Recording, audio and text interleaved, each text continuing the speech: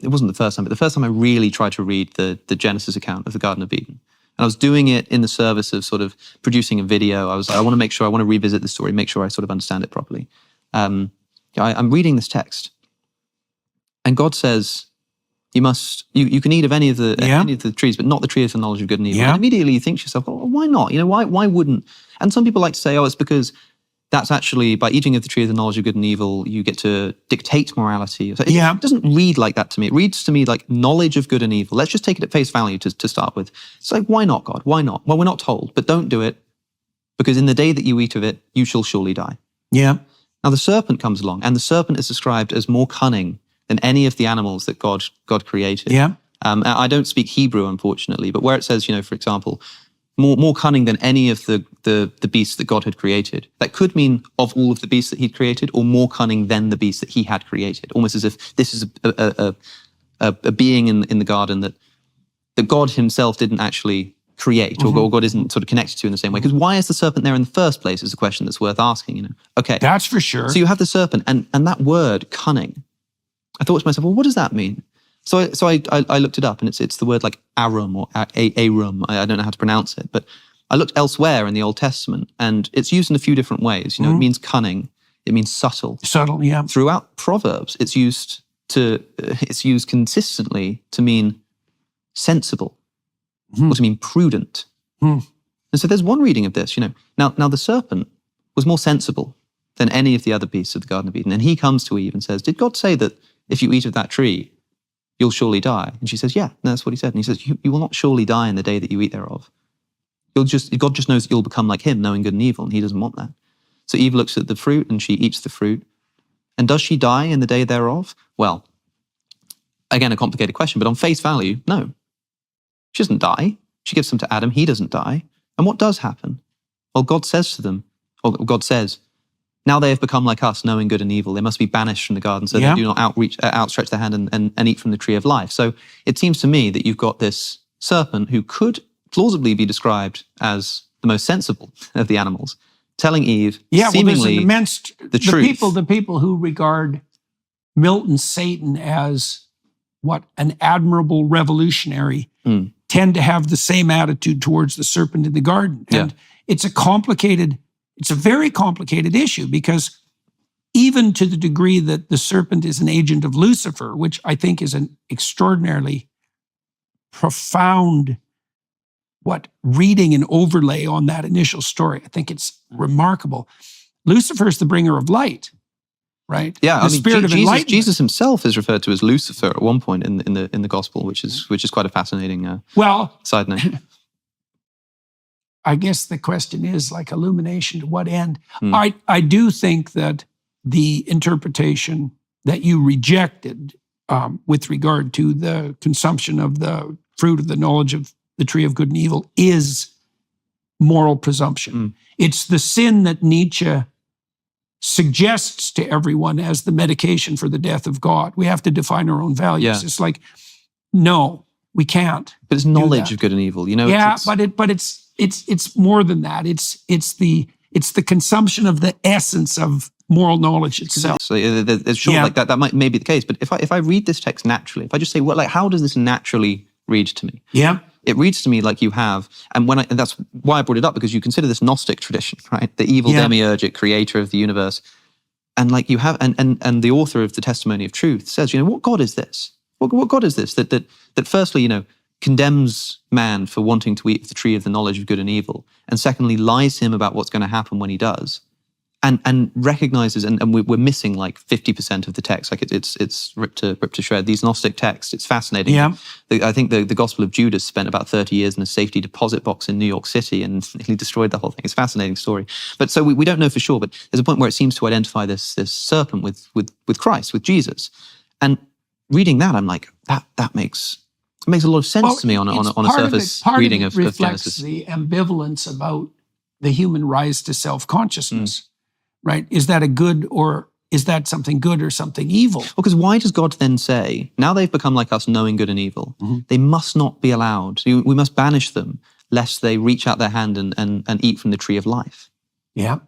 And sort of then guards Eden with the cherubim, with the flaming sword. Like, it seems to me like God is saying, You know, because we're told that because of the fall, now man can't inherit eternal life, and Jesus must come to save him. Yeah. But as soon as they eat of this tree, God banishes them. They don't sort of, see. God banishes Okay, them, and then says that I don't have an interpretive problem with that for part. life. Yeah, that's. I don't know what sense to make of that. I should ask Jonathan Pajot, because I suspect he'd have something to say about that. Yeah. So I thought I would kind of peek in and talk about one of the things that they discussed. Alex had some very interesting insights about the story in Genesis, about the story of the fall, about the question of the serpent, of who is the serpent, what is the serpent's relationship to Christ. There would be so much to talk about. But one of the things that Alex said is that there's a problem in the text, because God says to Adam and Eve, on the day that you eat the fruit, you will die. And then when they eat the fruit, he said, well, they don't die. And so what's going on? Why is it that God says that on the day that you eat the fruit, you will die, and they don't die? And so what I want to do is I want to look at the story. I want to look at how, in fact, they do die when they eat the fruit. Not only do they die, but that the manner in which they die is actually just like everything in the book of Genesis. At the beginning of Genesis is an origin story. What we're noticing, what we're seeing in the moment when they eat the fruit is an origin of death. Not only an origin of death in the banal sense, but an origin in the sense that it shows us and helps us understand what death is. It becomes a lens by which we can look at death after that. And so the key for us in understanding all of these statements is in the last part, is in the very end of the statement, where God says to Adam, from dust you are, and from dust you will return. If you remember in the second creation account, God gathers the dust of the earth and then blows the spirit into the dust, and that is how that is how man becomes a living spirit, becomes a living being. You know, when you look at that, you might at the outset think, okay, and then they leave the garden. It's like, well, if God said that they would die, why don't they just drop dead? You know, why don't they just eat the fruit and drop dead? And I think it's because people do. Death is one of those things that we think we understand, but that we usually don't have very good definitions for, and that we don't totally understand what it is that they're referring to. And also to understand that death is something that doesn't just apply to a person, but that applies at every level, every ontological level of reality. And this is, of course, what's going on here, is that all the elements are trying to help us understand what death is. We have a kind of origin story for death. And like I said, the clue is in the idea of dust. Now, what does it mean to become dust? First of all, what is dust? Dust is basically an amass of things that have no relationship with each other. Right? That's what dust is. The difference, and then God gathers the dust together, all these dispersed elements, and then he puts a spirit in it. He puts a breath in it. He puts heaven inside. He puts a name inside. He puts meaning inside. He puts purpose inside. Now the dust is animated. Now the dust is no longer dust, but is one being, even though it's still made of dust. And so this is the difference between life and death, is the difference between unity, which contains multiplicity, and multiplicity, which no longer has unity, bringing it together. That is the difference between life and death. And so the difference, if you like, in the most mundane way, the difference between a live animal and a dead animal is the difference between all these different elements in an animal that are moving towards the purpose of survival, the purposes that animals have, and then all of a sudden something happens to the animal. Now the breath leaves, right? The spirit leaves the animal. In the Bible, it says we don't know if it goes up or it goes down, but let's say the spirit leaves the animal, and now the elements of the animal no longer cohere completely towards purpose. And that's why they will start to decompose. The elements will start to break apart from each other. It takes time. The idea of something that is dead is something that has lost now its unitary purpose. Now, this is the best way to understand what death is, and it can be applied at different levels of reality. So if you understand that that is what it means for you to die, so when you die, your body now is still there, but it starts to decompose because there's nothing holding it together towards purpose. So you can understand then that all the things that move you away from your purpose are akin, at least, to death. That is, sickness, for example. When your body is breaking down and is not capable of properly moving towards its purpose, then that is a process of death. Old age, when you get older and your body starts to wither and it no longer easily moves towards the purpose that you have for the body, then that old age is also akin to death. Now, it's not arbitrary that both disease and old age do lead to death in the absolute sense, like in the sense that now there really is this complete separation between the reason, the spirit, the unifying principle, and the disparate elements. And you can see the process all along. But this is what it is that you're supposed to understand. But now you can also apply to anything that has commonality. And so you can say that the death of my friendship with this person. And so what does the death of my friendship with this person mean? It's not like, we don't cease to exist. Like me and Bob, we were still there. So what does it mean for our friendship to die? It means that the thing that bound us together, that created a third reality, which is our relationship, which is the communion of us together, is now gone. And because of that, now Bob and I are going our separate ways. It's if you say the end or the death of an empire, the end of the death of a nation, that's the same thing. The things that made the empire are still there, right? The remainders of the buildings, the matter, the people are there. But what happens is now they no longer have a reason in order to join together and to participate in a common identity. It's true for the death of a company, for the death of anything that you can imagine that has a unifying principle holding it together towards purpose, and then that principle going away, the elements now disperse and become something like food for something else. They become potential for other beings. So say I'm married to someone and then I get divorced, and that's the death of our marriage, but now I become potential for another relationship that I can engage in. And that's true for nations, it's true for companies, et cetera, okay? And so this is what dying means, and this is what begins to happen at the fall. And so all the elements that are there in the story are there to show that. And so what's the first thing that happens? The Adam and Eve notice that they're naked and that they have to protect themselves. And so why do you have to protect yourself from something?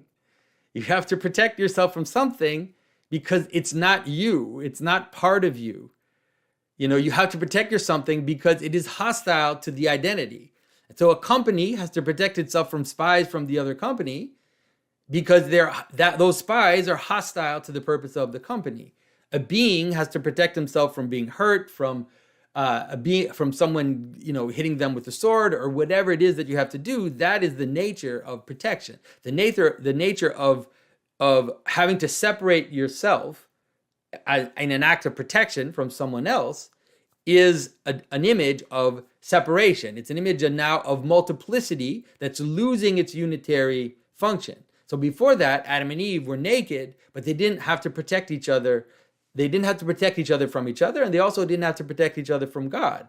There was multiplicity, but that multiplicity was moving towards communion and unity, and now the multiplicity is moving away from communion and unity and is becoming hostility, is becoming danger, is becoming shame, is becoming secret. All of these things are, why do you have to keep a secret from other people? You have to keep a secret. You have to keep a secret because the people that don't know the secret are outside from you. And so you have this separation between inside and outside, which is now formulated as a form of hostility. Now, this is implicit in the very eating of the fruit of the knowledge of good and evil. Mathieu, my brother, has a great way of helping people understand by saying that when you use the word good and evil, it has so much baggage because people apply it only to morality. But the best way to look at it is to say the tree of good and bad, right? And so what is bad? Bad is that which is not related to the identity. And so a bad chair is a chair that is moving away from the purpose of the chair. A bad apple is an apple that is falling apart and is no longer cohesive to the reason why I would care about an apple in the first place.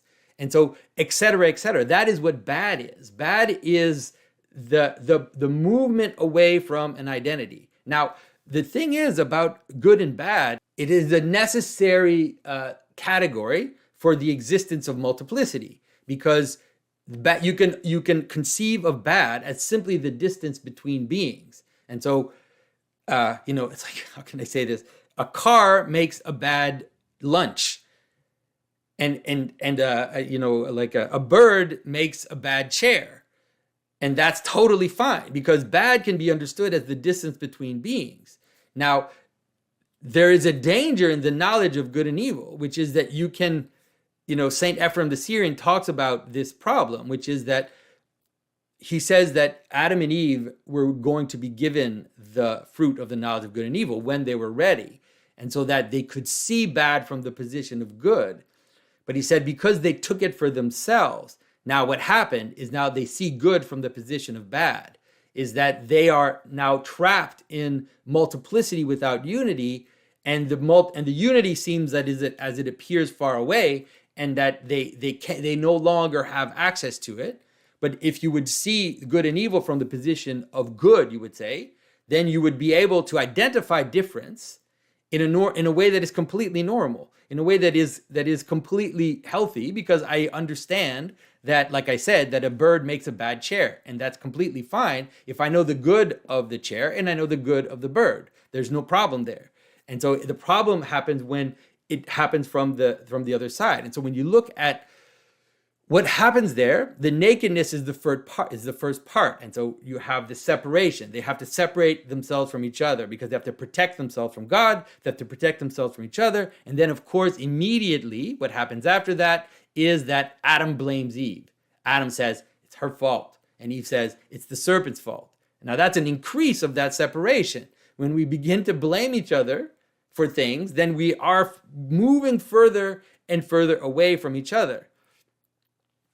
God curses the serpent and says that he will eat dust. Now, the eating of dust of the serpent is related, obviously, to the Adam and Eve becoming dust at the end, that now the serpent, I've said this a few times, you have to understand the serpent as this coil, as akin to the Leviathan that surrounds the world. The serpent is the periphery. The serpent is that which is around the center. It represents the marginality. It is the dead skins, right? It is the changing of skins. It's change, it's variety, it's difference, it's distance, it's all of those things. But now this serpent will eat the dust, that it will be only connected to fragmentation and that which is broken down, and will no longer simply be an expression of the center. Like, it won't be multiplicity as expressing the middle. It won't be variety or change or transformation as expressing the good, okay? That will change in the story of the Bible, right? This is the story of the bronze serpent and ultimately the story of Jesus. There's a restoration of the function of the serpent as this agent of transformation towards the good. But now in this case, God says to the serpent, you will just eat the dust, like you will just be connected to the outside. And then he puts enmity between the woman and the serpent and her offspring. And you can see now it's the same problem. So now, because of that, you have two problems. You have chaos and tyranny. You have two extremes.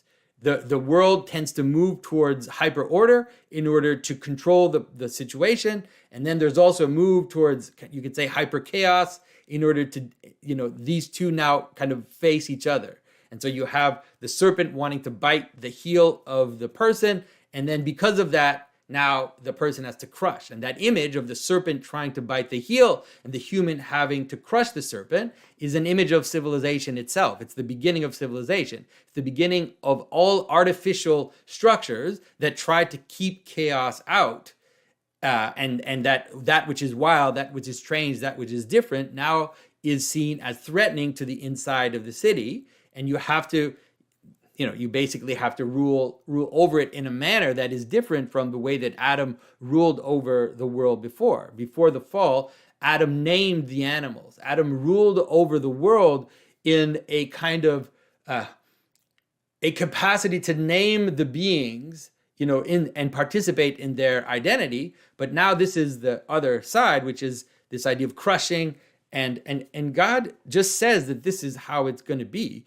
It's important to understand that this is just the consequence of the eating of the fruit of the knowledge of good and evil improperly, and that the curse is it's just like the simple consequence of what that means, and it showing us what death is. Like I said, of course, the next one is pain in childbirth, and this is maybe a little harder for people to understand why that's necessary, but it has to do with this. It has to do with the fact that the production of multiplicity and the production of difference is now painful, right? It is no longer a natural production of multiplicity. But now, human nature was broken, as some of the fathers say, and now we have multiple people. And now those multiple people are born in pain because the process of multiplication is now a process of suffering.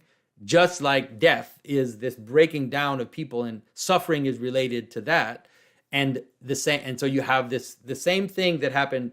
So what says that there's pain in childbirth and that her husband will rule over her is a repetition at a different level of what was said before, which is that the serpent will move towards the outside and to dust, and then will try to bite at the heel, and there'll be a crushing of the heel. And so now it's the same thing.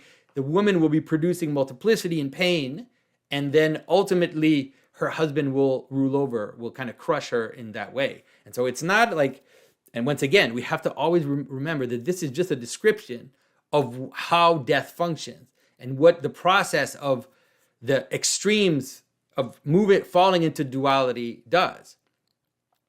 The ground being cursed, of course, obviously, hopefully this is now becoming more and more obvious. The ground being cursed is equivalent to the pain in childbirth, is equivalent to the eating of dust. And now Adam has to impose his will on the world in order to be able to live. And the thorns and the thistles will resist him. So you have the same structure, the dust and the serpent. And then ultimately the idea that the dust is, the serpent is biting at the heel, the man has to crush it, the woman is making multiplicity and desire, she kind of desires her husband, he rules over her, again the ground is cursed, and the thorns and the thistles are attacking, and now you have to impose your will on it in order to make it function. So this is a description of what death is. And you can understand, really good for you to understand that this is how death functions. So think about now the process, let's say, of a city or of a company. And so you have a kind of unity and multiplicity. And when that's going well, there's a balance, right? There's a sense in which the multiplicity is moving in a kind of dance towards the purpose of the company. And there's a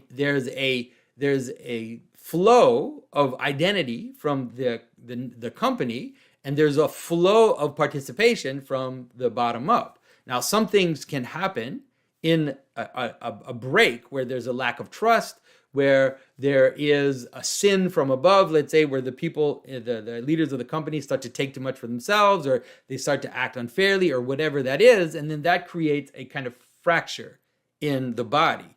And then the body now starts to act against each other. And now they're not focused on the purpose of the company. They're basically infighting. They're trying to get their own. They're trying to pull the blanket. They're trying to make things, they're trying to protect themselves from each other because they see their leaders or they see their coworkers as their enemies, as their competition or whatever. And then you have this sense of breakdown. And so one of the ways to deal with that, and it can work to some extent, is then leadership sometimes has to impose itself more strongly and say, okay, now we have to put consequences, we have to make rules, we have to create ways to discipline, ways to fire people, to get rid of them, so that if they're trying to infect the company. And so as the company grows, at the beginning, it'll be pretty organic, just a little team and everybody's kind of working together and it's great. Then as it grows and as the possibility of death starts to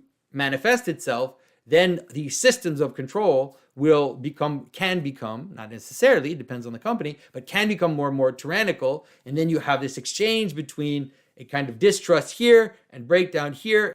And so, of course, like I said, then this ends with this image that from dust you are and from dust you will return as the kind of culmination of the process of death. And so by looking at the story of the fall, you can actually understand the process of death and what death is. And you can understand it fractally. Like I said, you can understand that in some ways death is always somewhat active in in your life. It's always there. It's always part. And there is, how can I say this? There is also a way to flip this. And there's a way to flip death into glory, which is something I've talked about also many times, which is that you can make multiplicity into a form of glory if you're able to flip the process of multiplication into a way in which it expresses the fullness of the unity. And so that is also possible. And this seems to happen through self-sacrifice. This is what I've been talking about, what Jordan has been talking about, that through self-sacrifice, you're able to then, if the leader, for example, shows that he's a self-sacrificial character, that he's acting with love towards the people that are making up the company, that he's not wanting to take everything for himself, that he cares, that he takes care of the people below him, and he's also giving himself to the purpose of the company and isn't just trying to make money. He has vision, and he's willing to kind of give himself towards that. And if he does that, then the multiplicity can become a type of glory. It doesn't have to be death. It doesn't have to be infighting and competition and a kind of fragmentation, but it can align itself, and then it can become an image of it can become a kind of instantiation, very large instantiation of the vision of the company, right? And so it could be a company, it could be anything, it could be you, it could be your life, it could be your family, it could be all kinds of things. But this is, of course, I think this is good to see. I think that the one way of interpreting the account of the fall is that it was the inevitable consequence of Adam and Eve's overreach. Sure. And so they end up banished, not so much because God wants them out of the garden, but because in their pride, they threw themselves out of the garden in their overreach. And I wrote about this. It's very hard for me to generate the entire interpretation on the fly. I wrote about this extensively in this new book that I'm publishing in November, trying to take apart that particular issue. Because what seems to happen in the Adam and Eve account is that you have an allusion to the function of male and female consciousness. First, you have Adam, who names and subdues and orders, right? And so he's an extension in some ways of the Logos, right, in human form. And God's curious enough about that to bring everything to Adam to just see what he'll name. Yeah. But the command is for Adam to put everything in its proper place in this hierarchical organization with its proper name. And Adam can do that if he's an adequate and faithful reflection of the Logos. Then Eve is created as the counterpart to that. And it's something like, well, there's an ordering tendency and there's the order that produces. But then there are things that are on the margin that aren't accounted for by the divine order, and they need a voice. And Eve is the voice of, you think about this biologically, what does a woman do in the context of a family? She brings the attention to that which is vulnerable and has not yet been properly incorporated. So, well, what do you mean by that? Well, imagine that you have a well-constituted family and there's a new baby. Well, the baby doesn't fit in. The baby is an anomaly. The baby is an individual that has its own idiosyncrasies. Yep. And the mother who's sensitive to the needs of the infant, she's going to be the voice of that. She's going to knock on the door of the ordering principle and say, you need to make some adjustments here so that what can't fit does. It feels, because, yeah, and again, I'm trying to understand what you're saying and trying to be charitable. It does seem to me that this is an unnatural interpolation in that sort of. It seems like maybe it's too much. Like I don't know if that's